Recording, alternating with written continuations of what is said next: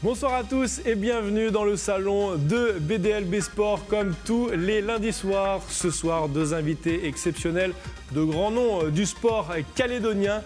Je vous laisse découvrir tout ça dans le menu.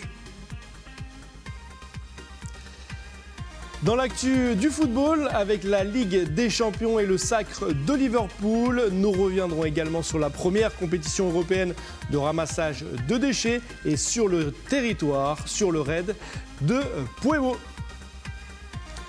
Les Jeux du Pacifique, c'est maintenant. Dans un mois, la liste des 324 athlètes est connue.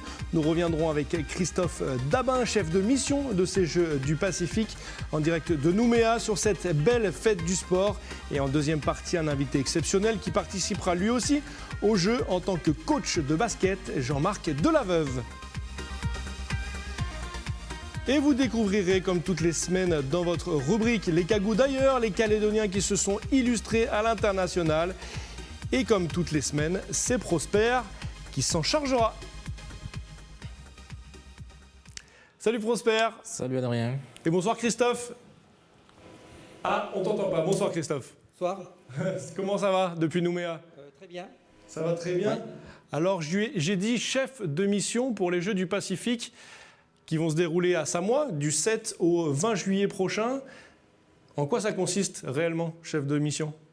Alors c'est vrai que dans l'équipe, on a deux personnes, on va dire, importantes, le chef de délégation, et c'est Charles Khalil, responsable, donc le président du CTOS, et moi en tant que chef de mission, donc une mission que j'ai depuis le début de l'année dernière, qui est surtout d'organiser, de préparer, de rencontrer les disciplines, pour que l'on puisse tout préparer en amont et surtout ensuite qu'on amène la meilleure équipe sur place. Alors, tu me dis que depuis plus d'un an et demi, tu es en train d'organiser tout ça. Comment ça s'est passé alors, cette organisation? C'est vrai que c'est quelque chose d'assez difficile et de lourd en temps, parce que dans un premier temps, on a rencontré l'ensemble des disciplines qui participent aux Jeux.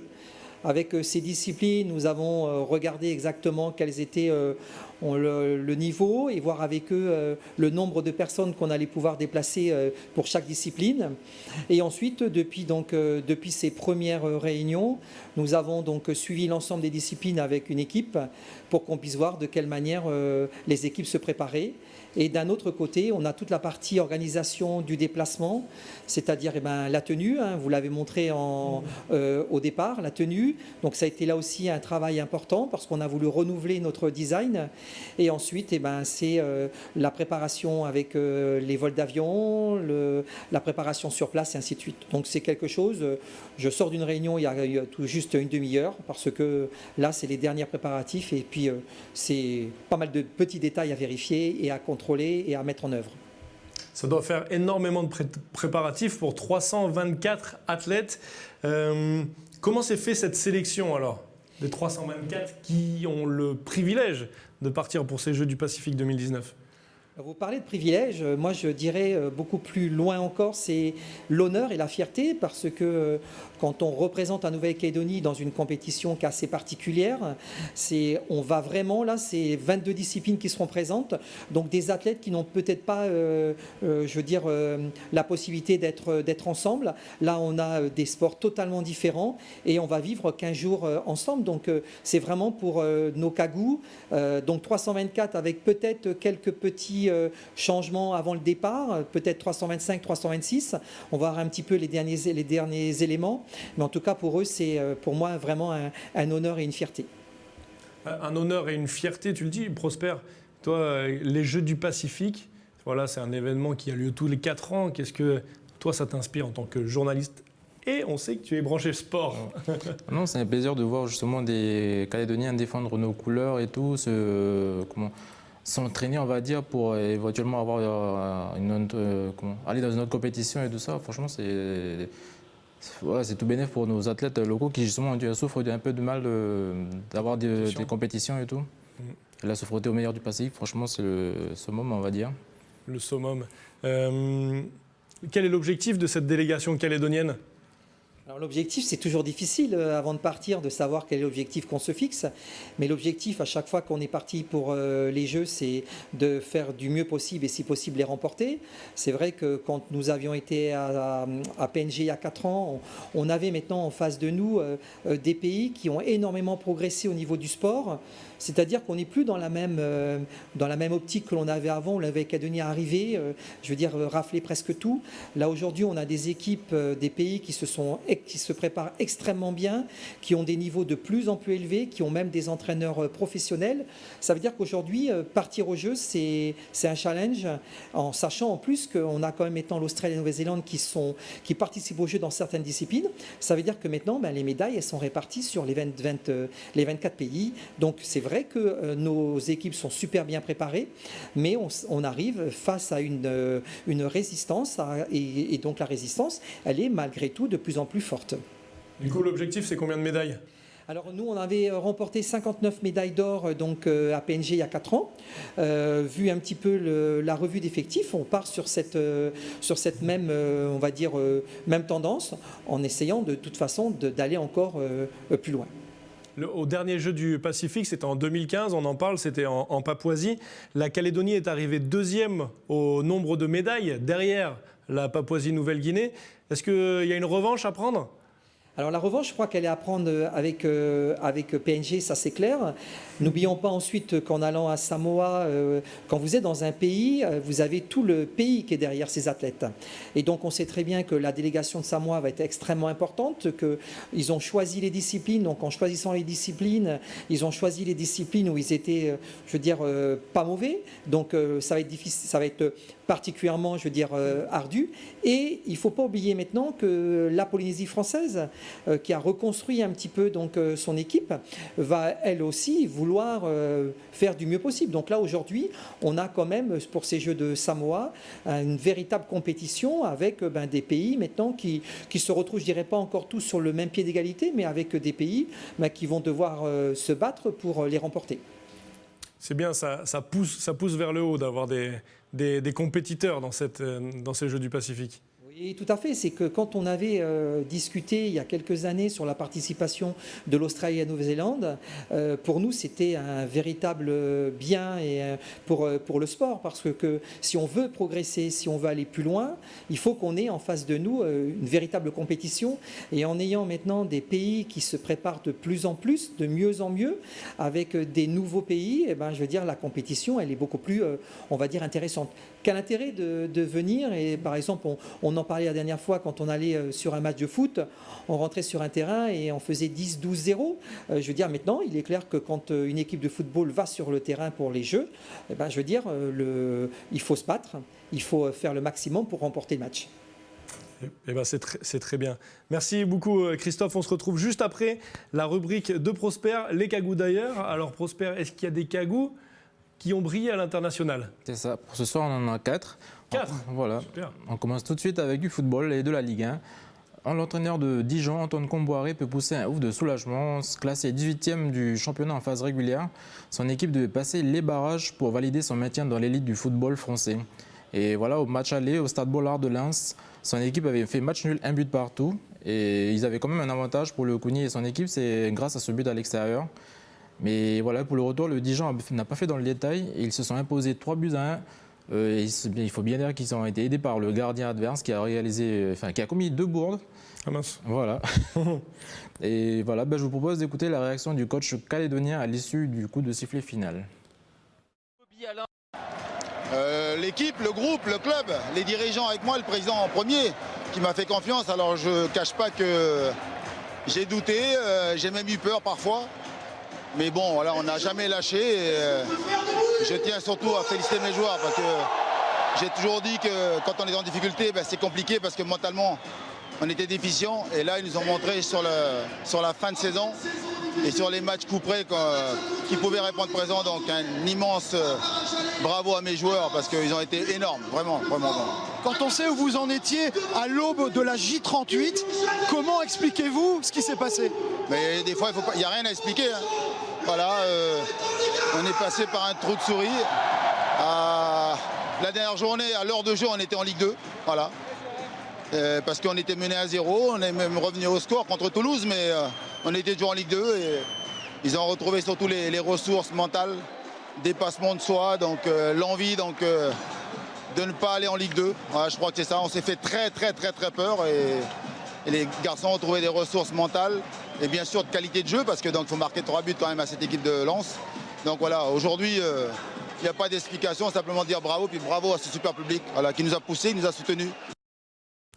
Super pour Antoine Comboiré. Ouais, non, super, surtout que voilà, il a fallu attendre quand même les derniers instants pour le voir se maintenir. Se maintenir en Ligue 1, exactement. Ben, on reste dans le football et on parle de national, la 3e division française. Et vous allez voir une image, c'est de la joie dans le vestiaire de Mont FC. Un autre Calédonien, on le voit un tout petit peu, on reconnaît un peu avec sa coupe de cheveux. C'est Georges Goff-Fenepej et ses coéquipiers qui ont créé un exploit aussi en battant en match de barrage retour le Gazélec d'Ajaccio sur le score de 2-0. Au match aller, les Monceaux avaient perdu 2-1 sur leur terrain. Et voilà, même si le Calédonien n'a pas joué ces 2 rencontres, il est très ravi car en fait l'entraîneur compte beaucoup sur lui, son expérience. Il est quand même arrivé, voilà, il a 30 ans et voilà, du coup, pour la saison suivante, voilà, l'entraîneur compte beaucoup sur lui car ils seront en Ligue 2. Le Mans en Ligue 2 avec Goff-Fenepej. Super. Et surtout, voilà, et là, il revient de blessure. Il avait joué 13 matchs, il avait marqué 2 buts, mais en fin de décembre, il avait été éloigné des terrains à cause de sa blessure. Et ouais.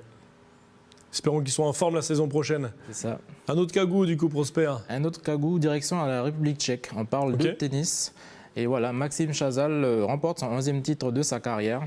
Il remporte en 3h30 la finale du Futur du Most face au Tchèque Jan Satral en 3 manches.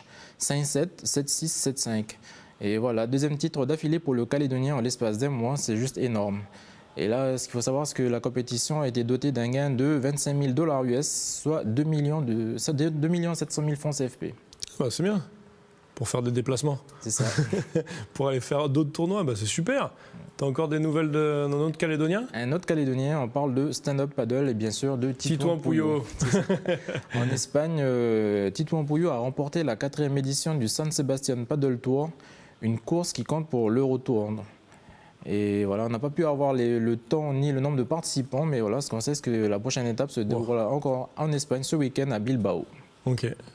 Il y avait l'air d'avoir pas mal de concurrents en tout cas. Super, bah, bravo à nos Calédoniens, c'est tout? C'est tout. Prosper. Merci, on va retrouver Christophe en direct de Nouméa. Christophe, est-ce que tu nous entends toujours? Oui, tout à fait, et je regardais vos reportages et je pense que la victoire d'Antoine Comboiré est vraiment à souligner. Et malheureusement, Maxime, qui aurait pu venir pour les Jeux, ne peut pas venir parce que il a fait un choix de carrière.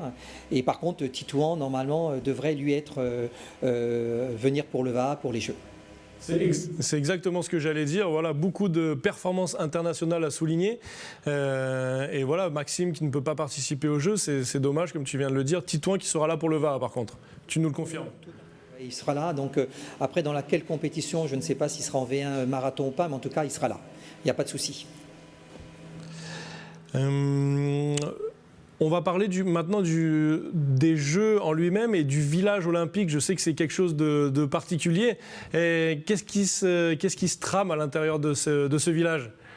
Alors c'est vrai qu'aujourd'hui, avec ma collègue Sylvaine, donc on était parti au mois de mars pour aller faire une réunion des chefs de mission. On a vu le village et c'était une modification par rapport à ce qu'on nous avait annoncé l'année dernière.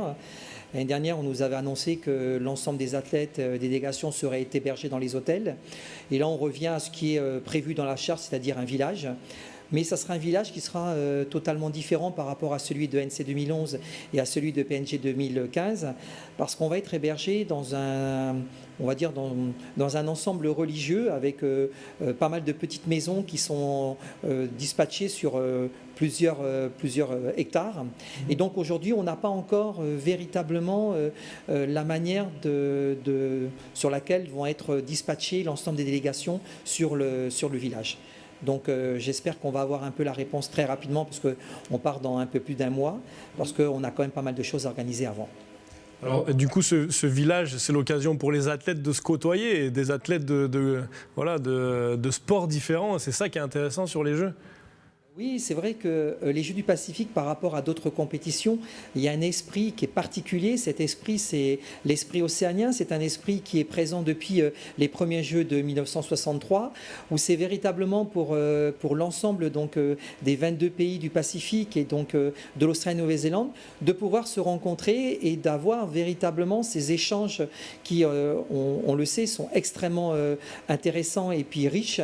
Et c'est la manière de vivre une compétition un petit peu de manière différente, parce que quand on a toutes les délégations qui sont là, il y a vraiment des échanges et surtout aussi parfois des apports culturels, parce que bien souvent les délégations adorent faire présenter un petit peu leur propre culture, et c'est des moments le soir qui sont extrêmement émouvants et très forts. Et il y en a certains qui reviennent avec des médailles, parce que les Jeux, c'est sur 15 jours. Voilà, certains reviennent avec des médailles, d'autres n'ont pas participé encore à leur épreuve, d'autres reviennent sans médaille. C'est des moments qui doivent être compliqués à gérer quand même entre athlètes et avec vous qui êtes chargé de les chapeauter. Oui, c'est vrai que c'est pas évident, parce que on a quand même 324, 325 athlètes qui devraient venir. À cela s'ajoute 90 coachs et entraîneurs et on va dire 25 de l'équipe de la délégation générale. Donc ça fait pas mal de personnes qu'il faut qu'on arrive à gérer sur les 2 semaines, en sachant que certains resteront les 15 jours par rapport à leur compétition, et certains seront là que la première semaine et d'autres que la deuxième semaine. Donc il y a véritablement une organisation à mettre en place. Et par rapport à l'histoire de savoir ceux qui vont avoir des médailles, ceux qui n'en ont pas, c'est un petit peu, la difficulté dans une compétition, c'est parce que on va pour faire du meilleur possible, mais on ne sait jamais comment les choses vont se passer. Et c'est vrai que là, on a une équipe du village constituée d'une 7-8 personnes qui vont être aux petits soins pour les athlètes, et qui bien souvent, à ce moment-là, comme les kinés, les médecins, ont un rôle un petit peu, je dirais pas de psychologue, mais ont un rôle véritablement d'être là pour soutenir le moral, et puis d'apporter un soutien quand un athlète a besoin d'un soutien en particulier. Tu as dit 324, 325, il y a une incertitude sur le nombre ou... On a rajouté ce midi par exemple, il y a une demande particulière, donc on a rajouté une 325e athlète, là c'est en athlétisme, mais ça se peut fort bien que par rapport à des désistements, par rapport à des situations que là nous sommes en train de régler, ça va peut-être se jouer en rajoutant peut-être un athlète ou en ayant un de moins, on verra de toute façon on saura le nombre exact, juste quelques jours avant de partir, parce qu'on saura véritablement si tout le monde est bien disponible comme ce qui est prévu. C'est une très bonne nouvelle, Christophe, pour Prosper. Prosper, tu peux encore participer à ces Jeux du Pacifique 2019. Tu peux commencer à faire des pompes pour t'entraîner à partir dans un mois. Merci beaucoup, Christophe, d'être venu sur le plateau de Nouméa. J'ai vu que tu avais un bracelet de Paris 2024.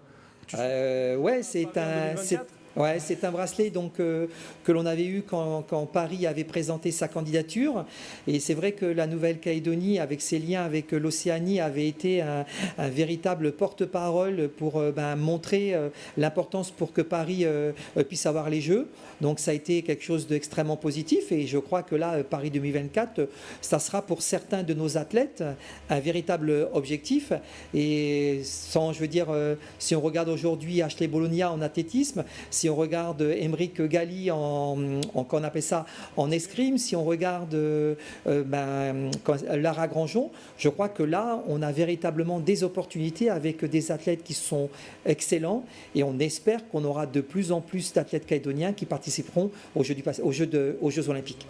Exactement. On croise les doigts déjà pour les Jeux du Pacifique et on les suivra après. Merci beaucoup, Christophe, de t'être rendu disponible, et bon courage à vous pour ces Jeux au Samoa. Merci. Allez, au revoir. Au revoir. Merci beaucoup, Prosper, d'être venu avec tes nouvelles toutes fraîches sur Nokagou à l'international. Je vous propose, chers téléspectateurs, qu'on passe à l'actu maintenant, et on se retrouve pour une deuxième partie exceptionnelle avec un entraîneur qui participera lui aussi aux Jeux du Pacifique à Samoa. C'est Monsieur Delaveuve, coach de basket. On passe tout de suite à l'actu. Et dans l'actualité sportive, on commence avec du football et les finalistes malheureux l'année dernière face au Real Madrid. Liverpool remporte à Madrid justement un 6e succès, une 6e Ligue des Champions. Regardez les buts. Mohamed Salah sur pénalty dès la 2e minute de jeu suite à une main dans la surface.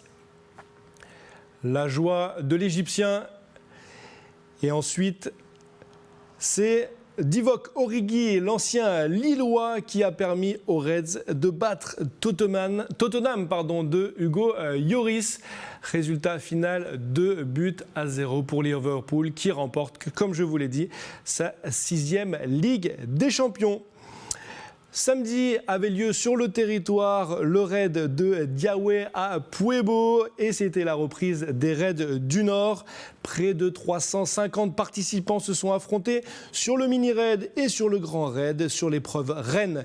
Le grand raid, c'est Johan Samanich qui l'emporte en 2 h 4 minutes et 49 secondes. On l'écoute tout de suite au micro de Soline Espinoza. Oui, participer déjà c'est toujours mon objectif. Après avoir la prétention cette année d'enchaîner sur une belle série de victoires comme l'an dernier, là je dirais pas ça parce que cette année il y a vraiment du niveau. Donc aujourd'hui j'ai saisi ma chance quoi, hein. Je temporise dans la montée, je sais que mon gros point fort c'est les descentes. Je reprends tout le monde dans la descente et puis j'arrive avec des jambes encore et j'aurais pu peut-être enchaîner sur 2-3 bornes supplémentaires, donc content de la course. Magnifique, profil côte est, donc on se prend 800 de dénivelé d'un coup, on se retrouve avec un point de vue magnifique, on est tombé sur un nid de roussette là-haut, là, juste exceptionnel, et puis voilà on savoure 30 secondes on va dire la vue, le paysage, puis après on se remet dans la course. Et puis voilà, on donne tout, quoi. Magnifique, très beau parcours. Très beau parcours de ce raid du Nord, le premier raid du Nord de la saison à Puebo, à la tribu de Diawé. Autre lieu, autre compétition, c'est en métropole, cette fois-ci à Marseille, qu'a eu lieu ce week-end la première compétition de ramassage des déchets en Europe. 20 équipes de nageurs kayakistes composées de 4 participants amateurs et d'un professionnel sportif se sont affrontés durant une véritable chasse aux déchets de 8 km.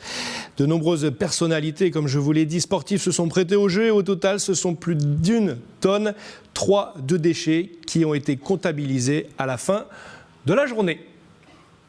Deuxième partie exceptionnelle dans ce BDLB Sport exceptionnel. Nous recevons une figure du basket calédonien en la personne de Jean-Marc Delaveuve. Bonsoir Jean-Marc. Bonsoir. Ça va ? Ça va, ça va. Vous partez dans 2 jours pour Paris. Oui. Pour le tournoi des championnats N3, c'est la première fois qu'une équipe féminine et calédonienne en général, mais encore plus féminine, participe à ce tournoi. Alors, est-ce que c'est une fierté déjà ?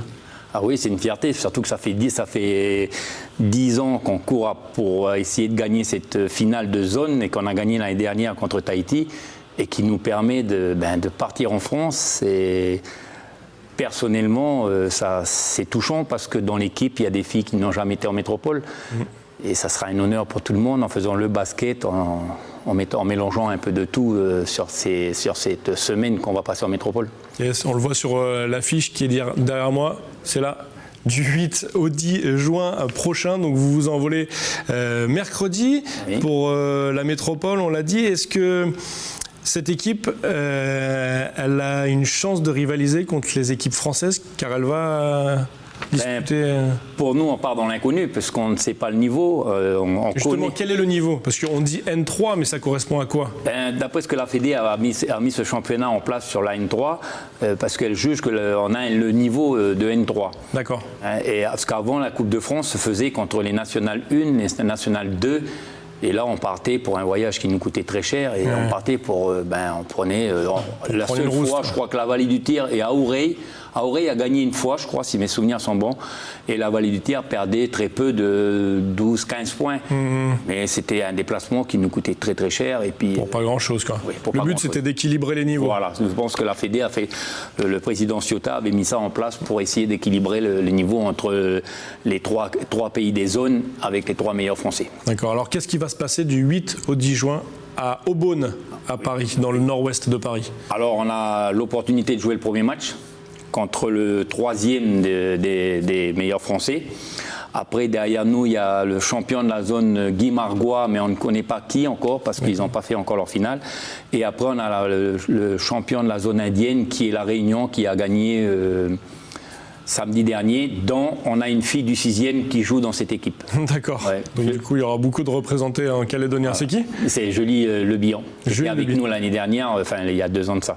D'accord, qui s'est expatrié. Qui est venu de la Réunion et puis qui est venu en Calédonie 3 ans et qui a joué au 6e avec nous. Vous n'allez pas la recruter sur le tas? Elle est venue, mais je pense qu'elle a goûté, ça lui a trop plu le pays, mais je crois que revenir aux sources, c'est pas mal. Ouais, c'est ça, c'est sûr. Est-ce que vous avez, on l'a évoqué vite fait, mais j'aimerais qu'on rentre un peu plus dans le détail. Est-ce que vous avez peur de ce niveau français? Parce que je rappelle, pendant ce tournoi du championnat N3, vous allez jouer contre 3 équipes françaises qui évoluent en métropole. Alors je dirais peur, non, c'est une appréhension. Parce que quand on ne sait pas, on n'a jamais joué des matchs de cette qualité-là. Je veux dire, comment on va s'en sortir? Et le premier match, il est très très difficile parce qu'on ne connaît pas notre adversaire, on n'a pas de vidéo, on n'a rien pour travailler. Alors on va faire notre basket, mais comme j'ai dit au fils, c'est de se faire plaisir. Et puis d'amener, si on a le résultat, on gagne. On a l'avantage, si on gagne un match, on pourra jouer les demi-finales. Et si on est le plus mauvais des perdants des 3 matchs, on va jouer la 5e, 6e place. Alors on part quand même pour 2 matchs. Et moi, mon espoir, c'est de gagner le premier pour espérer au moins faire une demi-finale. L'objectif, c'est 2 matchs minimum. Minimum. Dans ce tournoi. Ouais. On parle des équipes françaises que vous allez rencontrer, c'est les 3 meilleures équipes françaises de National 3. National 3, ouais. On est bien d'accord. L'année dernière, c'est Toulouse qui a gagné en filles, si mes souvenirs sont bons. Mais mon garçon, je ne m'en rappelle plus. Mais le niveau était pas mal parce que quand je vois qu'on perdait contre Aouré entre 7-8 points, et Aouré a perdu contre la Toulouse de plus de 20 points, quoi. Alors c'est quand même que le niveau. Le représentant tahitien. Tahitien, oui. Ouais. Je te propose, Jean-Marc, de voir comment vous avez préparé ce rendez-vous, parce que tu as souhaité ne pas jouer pendant 15 jours, laisser les filles se reposer. Oui. Donc du coup, voilà, on va voir un petit reportage filmé par Milk Atoua. C'était lors du dernier match de la 6e kilomètre face au Mont d'Or. C'était jeudi, pas la semaine dernière, mais la semaine d'avant. Non, la semaine dernière. La semaine dernière. Non, la semaine d'avant. Il y a 2 semaines. Ouais. Enfin bref, on regarde. Le match contre le Mont d'Or, c'est un match de classement. Okay, on doit le gagner. Ça va nous préparer pour la France. On va mettre ce soir la défense sur l'1-2-2 et on va jouer sur les sorties de balles rapides. Ok les filles? Ice! 6e!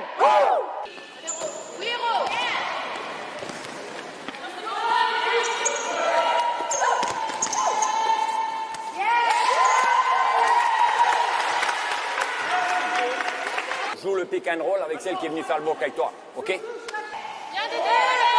C'est parti, go, allez! Bien les filles! Pas doucement, regarde le jeu. Cool. Annie, tu peux pas là, ressors la balle. Applique-toi, prends ton shoot correctement.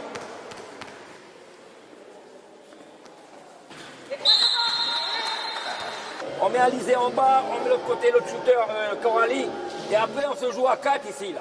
Ok? Et si la balle arrive là, Tima part, c'est celle-là qui vient chercher le ballon.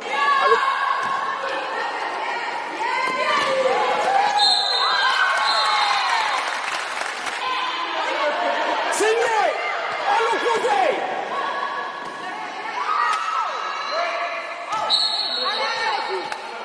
Dédé! Si on te côté, tu ne donnes pas à l'opposé.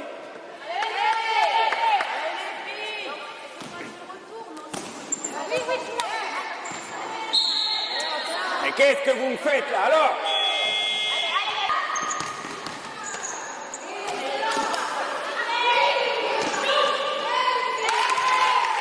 Moi, dans ce que j'ai vu ce soir, il y a eu de bonnes sorties de balles rapides. Il n'y a que sur la fin, là, il nous manquait un peu de jus pour essayer de garder notre rythme. Mais on met quand même 32 points là. Moi, je suis satisfait de ce match-là. Je l'ai appréhendé, pas de blessés. Tout le monde a bien travaillé. Alors moi, je suis fier de mon équipe là, très très fier. Du coup, une bonne préparation de ce match, je le redis, qui a eu lieu jeudi il y a 2 semaines. Oui. Bonne préparation avec une large victoire. Oui, une bonne équipe. Une bonne préparation parce qu'en ce moment, on a des matchs assez éloignés les uns des autres. Et j'attendais parce que Mondor va faire figure d'un outsider, si je veux dire, avec la Jeunesse Sportive Valutaire et l'équipe de VKP qu'il y a ici au nord. Et ben, c'est pour nous un bon test déjà pour savoir où on se situe. Bon, le niveau chez nous a augmenté parce qu'on a mis des choses en plus de rapidité de montée de balle et tout, en espérant que ben, à Paris, ça tourne du bon côté, quoi. Est-ce que c'est des joueuses qui jouent depuis longtemps ensemble? Comment ça se passe? C'est un groupe qui se construit petit à petit? Le groupe que j'ai à l'heure actuelle, j'ai pu avoir l'arrivée de 2 filles du Mont d'Or, les 2 filles Fénois Fanoté, Myriam et puis Mélissa, qui ont renforcé le groupe, et tout le reste, c'est toute l'équipe qui viennent du 6e, dont on a 5 jeunes de chez nous qui sont juniors en première année, et que depuis cadette sont intégrés dans le groupe, et on arrive à avoir un groupe très soudé pour avoir les résultats que l'on a à l'heure actuelle. C'est une institution, la 6e kilomètre, c'est dû à quoi?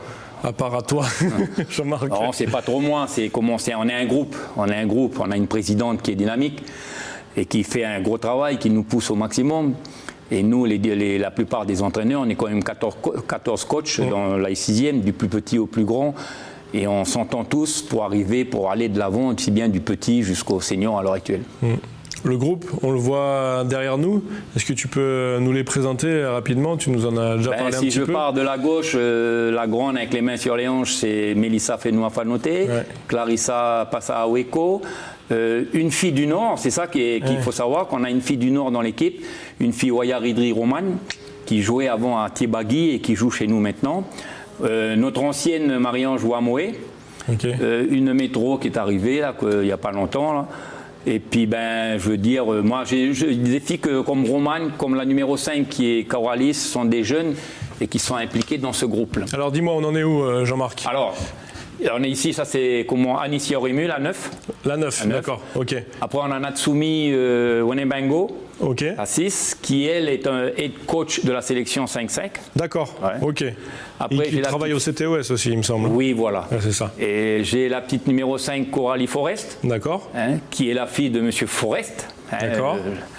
Et j'ai une ancienne qui est Diane Souquet. Ok. La plus ancienne du groupe? La plus ancienne du groupe, avec Marie-Ange. Et après, j'ai la fille qui est en blanc, ne vient pas en France parce qu'elle s'est blessée au genou. Ah d'accord. C'est une fille Forest aussi. Vous avez Mélissa Fénois-Fanoté. Adeline Souquet. Et la numéro, et après j'ai la numéro 12 qui est une Tahitienne qui vient du club d'Aoré, ça fait 3 ans qu'elle est chez nous. D'accord. Qui est un bon élément. Et derrière j'ai un pivot qui est Cinderella Fanalupe. D'accord, ok. Et Alizé, son nom de famille, c'est Lefranc. Lefranc, d'accord. Et le monsieur ici? Il s'est rasé la barbe. Il s'est rasé, exactement, la barbe. Mais ça te rajeunit, du coup. C'est un groupe que tu vois aller loin? Entre nous, les yeux dans les yeux? Oui. Oui. Alors maintenant, moi, je me pose une question, je commence à me faire vieux. Je me pose la question de savoir si je vais peut-être continuer une année. Et après, essayer de trouver une relève, quelqu'un de sérieux, qui puisse continuer avec ce groupe, parce que derrière ce groupe, il y a beaucoup de jeunes qui arrivent et il y a des bons éléments et qu'il faut intégrer dans ce groupe d'anciens. C'est pour ça qu'à l'heure actuelle, on a construit une 2e équipe filles. On tourne avec 2 équipes filles dans le championnat pour arriver à combler le trou de la première s'il y a des départs de filles assez âgées ou il y a les études, il y a toutes ces choses-là qui rentrent en compte. Et on travaille dans ce sens-là dans le club. D'accord. Si il y a quelqu'un qui est amené à te remplacer, ce sera forcément au sein du club. Il faut un ADN. Ça sera quelqu'un qui sera élevé par le club. Qui a été élevé par le club. Surtout par Brigitte et Jean-Marc, surtout. Dans le groupe qu'on a vu à l'instant, est-ce qu'il y a des filles qui vont participer aux Jeux du Pacifique? On se projette un peu plus loin en juillet. Jeux du Pacifique de 8 au 20 juillet prochain à Samoa. J'en ai 3 en 5-5 qui est Cinderella. Comment elle s'appelle? Cinderella, Clarissa Passa-Aweko. Et la 3e, je perds un peu la tête, Mélissa Fénois Fanoté. Ce sont les 3. Après, on en a 3 qui sont dans la présélection du 3-3 parce qu'on n'a pas sorti l'équipe type encore de la sélection 3-3. On a Adeline Souquet, j'ai Coralie Forest et Adjuniop Zorena. On les voit derrière, c'était face au Vanuatu, c'est ça? Oui, voilà. Alors ce déplacement, c'est un déplacement de préparation, sachant que le Vanuatu avait ramené la médaille de bronze au mini-jeu. Eh oui. Et c'était un repère pour moi, parce que comme nous, on vient de lancer le 3 contre 3, il fallait se jauger au niveau se situer, déjà savoir quel est notre niveau. Et alors, qu'est-ce que ça a Et donné? l'équipe première a gagné tous ses matchs, et l'équipe deuxième a perdu 2 matchs, on a gagné 2. Ok, bon, c'est une bonne, Ça a été chose. une bonne préparation. Et il faut se dire on dit toujours le Vanuatu, mais le Vanuatu au basket 3 contre 3 a beaucoup progressé. Ok. À un bon niveau, et le coach qu'on voit là sur le côté, là, il s'appelle Sacha, son nom de famille je ne me rappelle plus, il fait un gros boulot, là, un énorme boulot. Là. Donc ça veut dire qu'on attend des médailles de l'équipe basket calédonienne 3-3 aux Jeux du Pacifique à Samoa. C'est un peu notre objectif. J'ai 8 filles. On travaille, dans ces 8 filles, il faudra que j'en sorte 4, ça ne va pas être facile pour moi, parce que j'ai 8 filles qui bossent. Et notre objectif, c'est d'être au moins dans les 4 premiers. Ouais. Une médaille, les 3 premiers. On vise déjà le bronze, puis après on verra le reste si ça se passe bien. L'objectif, c'est pas d'être dans les 4, c'est d'être dans les 3. On part pour le bronze. Allez. On parle pour le bronze. C'est de se battre pour le bronze. En tout cas, on vous suivra et on prendra de vos nouvelles lors de des Jeux du Pacifique. Vous rentrez sur le parquet à partir de la deuxième semaine. Hein, 14 au 20. 14 au 20. Avant, c'est les 5-5. Avant, c'est le 5-5, oui. Super. Merci Jean-Marc. On va se quitter avec un petit défi. Allez, ça Comme d'habitude, hein, c'est BDLB, il faut bien qu'on fasse un petit défi. Merci beaucoup Jean-Marc encore d'être venu dans nos studios à Koné. Forcément, un pro de basket, donc je t'ai amené un petit panier de basket, tu vas te mettre là. Allez. Par contre, du coup, j'ai pris ce que j'ai trouvé chez moi. J'ai trouvé des balles de tennis. Je vous les montre. Des balles de tennis et une poêle.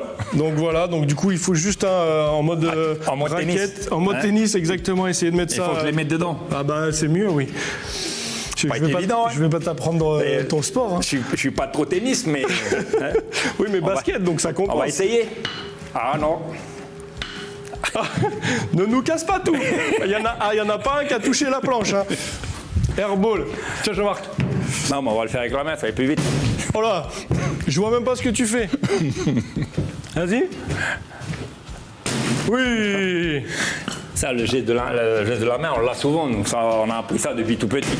Ouais. Voilà. Oui, il faudra qu'on en parle à Brigitte, hein, avec la poêle, c'est pas super. Hein. Merci beaucoup encore Jean-Marc d'être venu sur le plateau. Bon courage aux filles qui vont disputer ce tournoi championnat N3 en France. C'est une première pour la Calédonie et ça va pas être de la tarte. Vous nous ferez suivre toutes les infos pour qu'on puisse vous les communiquer, chers téléspectateurs. Et on se dit à la semaine prochaine. Tata. J'espère que c'est pas la dernière. Et ce sera pas la dernière. Voilà, c'est le début. C'est le début. Voilà. Merci beaucoup Jean-Marc. Merci. Tata, à la semaine prochaine.